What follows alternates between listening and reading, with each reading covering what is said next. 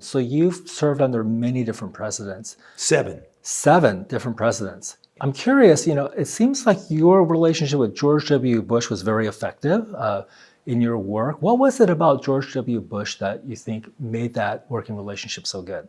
Well, I got to know him a bit because I advised 7 presidents. I had a lot to do with George H.W. Bush, his father, who was an extraordinary man. And I think that argues about my being an apolitical person. I got along as well with George H.W. Bush as I did with Obama and Biden. I mean, 2 completely different ideological bents for those individuals.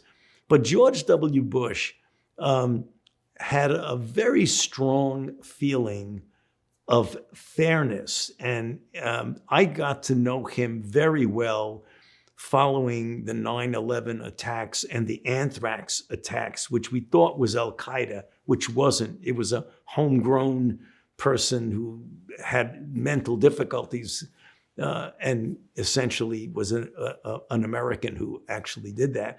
But as part of that, we had this big program of trying to prepare ourselves for terrorist attacks as well as naturally occurring outbreaks.